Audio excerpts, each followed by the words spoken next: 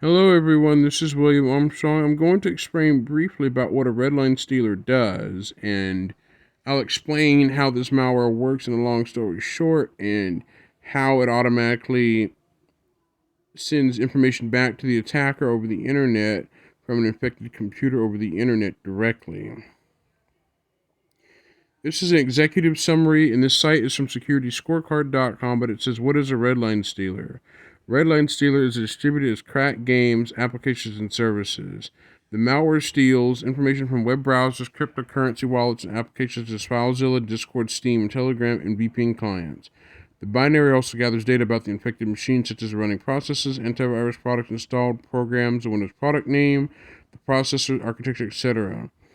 The stealer implements the following actions in extended functionality: download, run PE, download and execute, open link, and CMD. The extracted information is converted to the XML format and exfiltrated to the C2 server via SOAP messages. Before I go, I'll search up what SOAP messages are, and we'll learn what that is a little bit.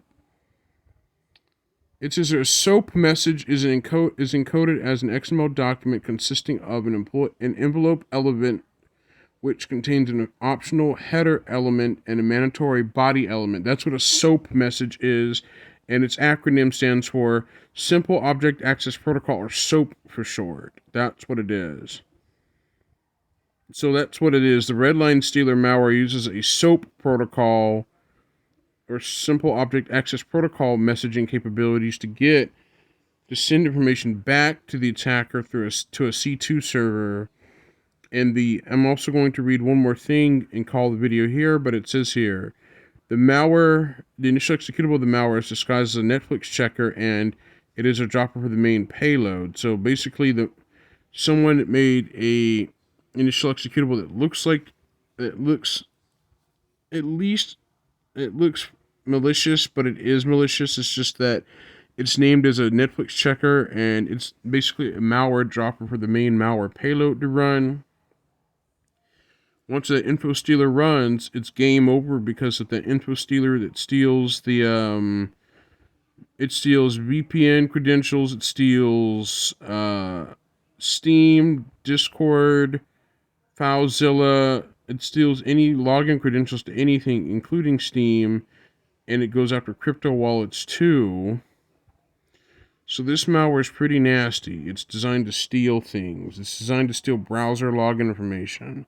This is sort of the same attack that happened to Linus Tech Tips at Linus Media Group, where Linus Media Group had their YouTube channels compromised by a scammer that made a fake sponsorship PDF. This can happen to anybody on YouTube, but a scammer made an email and forwarded it to Linus Group, pretending to be a sponsorship when it was fake. And someone at the company managed to open up that email and download an executable file, or download a file that looks harmless but is an executable malicious harmful file.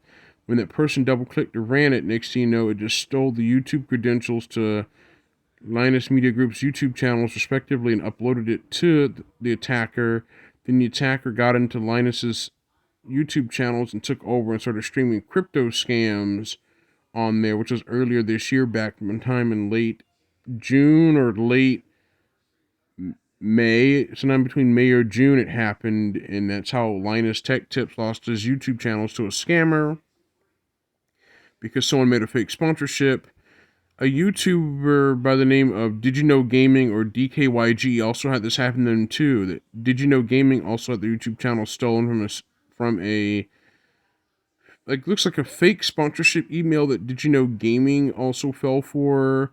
It remains unclear how Did You Know Gaming fell for that attack, but somehow Did You Know Gaming lost their YouTube channels to a crypto scammer too, which stole their channels just like they did with Linus. Any other YouTubers had this happen to them, where their channel is stolen by the scammers, turned into a crypto scam stream that dupes people into donating money to the scammers when in reality they don't realize they're being snared by scammers.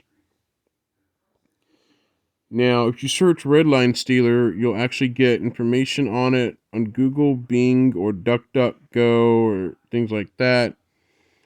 It is known as Trojan 132 Redline. That is a dangerous malware that does actually like steal your login credentials.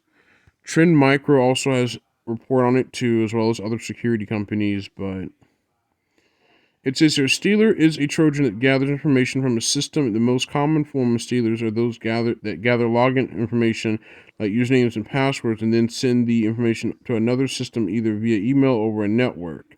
Other stealers include called Keyloggers log user keystrokes which may reveal sensitive information. So you have a Stealer malware that is a Trojan that does what I just read. It does exactly what I just read up there, highlighted in lavender color. At the bottom part of it, where it's highlighted, it says other stealers, as well called keyloggers, record your keystrokes on the keyboard. The way that keyloggers work is that they are a keystroke monitoring software that runs in the background that sits between the human interface device known as HID. HID is a human interface device that is a mouse, keyboard, or game controller that a human interacts with to interact with the computer with. So if you type in your password like test123456 at gmail.com and you type in your super secure password test15356 if you type that in while the keylogger is active, it'll record those keystrokes and then send it back to the attacker. Or the keylogger can be loaded locally on the computer and someone afterwards can find a way to get that keylogger to send information back to them over the internet. So having that said, it's like I said that Stealer malware is dangerous. Keyloggers are just as dangerous as Stealer Trojans, but the keyloggers only log keystrokes which can reveal sensitive information. So other than that, this is William Armstrong signing out. See you next time. Bye bye. And this is the TLDR version of it.